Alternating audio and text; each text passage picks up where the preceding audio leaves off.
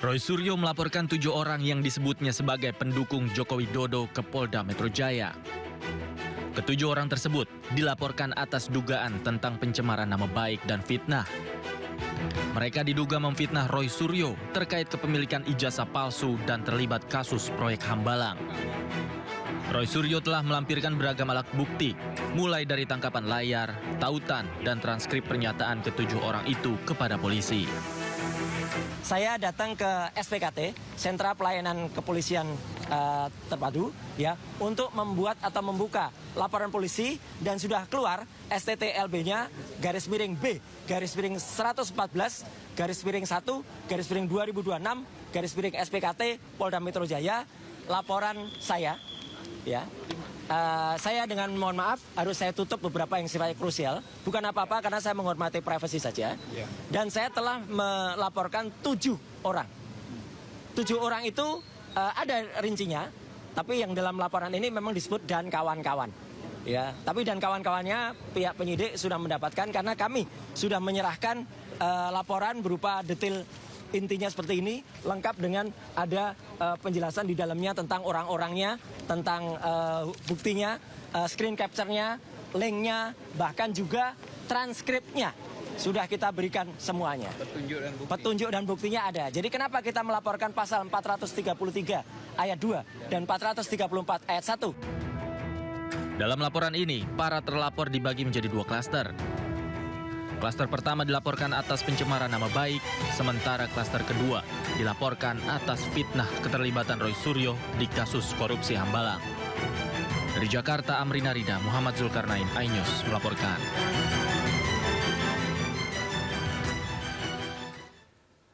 Kita ke informasi berikutnya, pemirsa. Angin ribut menerjang area Terminal 1 Bandara Juanda di Sedati, Sidoarjo, Jawa Timur.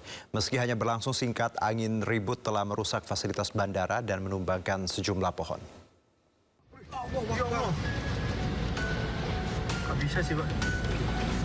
Kuatnya hempasan angin membuat sejumlah atap baja ringan di Terminal Kargo Bandara Juanda, Sidoarjo, Jawa Timur terbang. Di saat yang sama, tangga yang biasa digunakan untuk naik turun penumpang pesawat roboh dan ikut terbawa angin.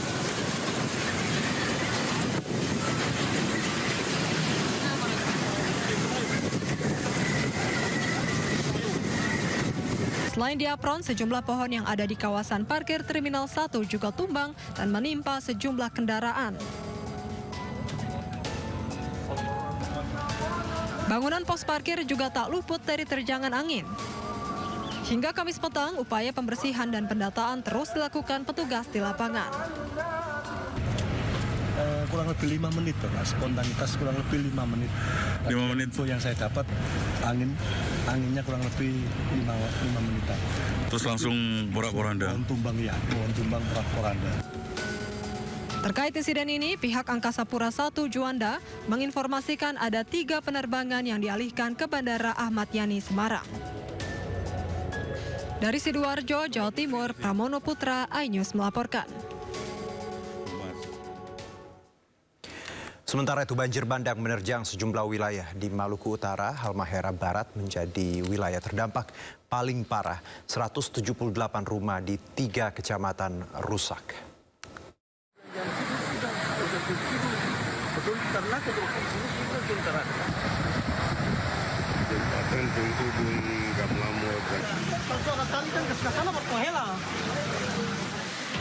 Ratusan rumah warga di 3 desa Kecamatan Ibu, Kabupaten Halmahera Barat, Maluku Utara terendam banjir dengan ketinggian mencapai 3 meter.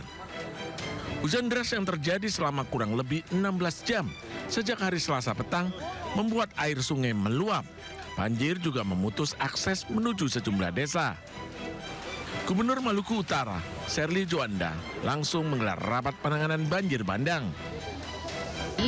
Salah satu penyebabnya adalah aliran sungai kecilnya itu tertutup dengan ada bangunan 1 ruko dan 1 rumah warga yang membuat aliran air menuju ke sungai besar itu sempit sehingga kecepatan air mengalir ke sungai besarnya itu tidak sebanding dengan kecepatan curah hujan yang cukup tinggi sekitar 135 mm yang terjadi tadi pagi.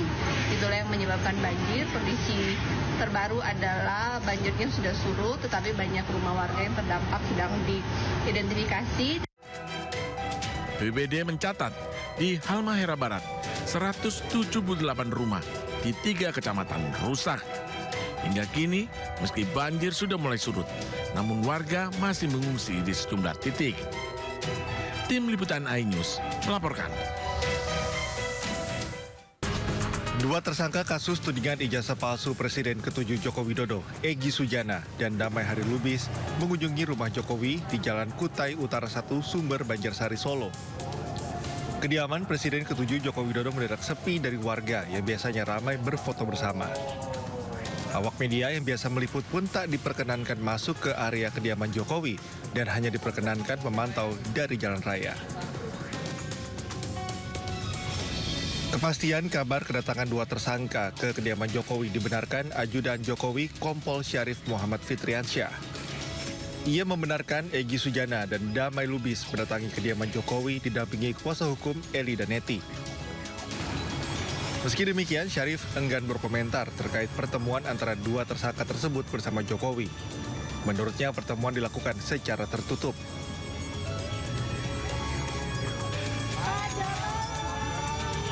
Diketahui sebelumnya 8 orang ditetapkan sebagai tersangka yang terdiri dari Roy Suryo CS dalam kasus tudingan ijazah palsu yang dilaporkan Presiden ke-7 Joko Widodo. Penetapan tersangka dibagi menjadi 2 klaster dan ke-8 tersangka dijerat pasal berlapis Undang-Undang ITE. Dari Solo, Jawa Tengah, Septiantoro, iNews melaporkan. Usai ditetapkan sebagai tersangka dalam kasus tudingan ijazah palsu, Egy Sujana dan Damai Hari Lubis menyambangi kediaman Presiden ke-7 Joko Widodo di Solo, Jawa Tengah. Hal tersebut merupakan babak baru dalam drama perjalanan kasus ini.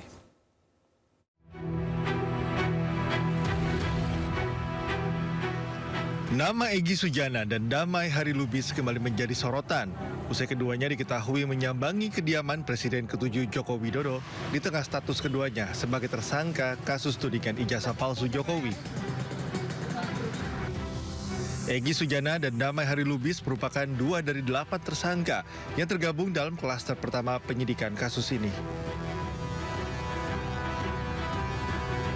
5 tersangka di klaster pertama yakni Egy Sujana selaku pengacara,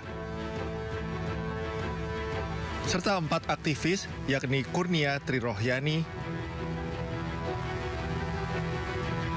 Damai Hari Lubis, Rustam Effendi, dan Muhammad Rizal Fadila.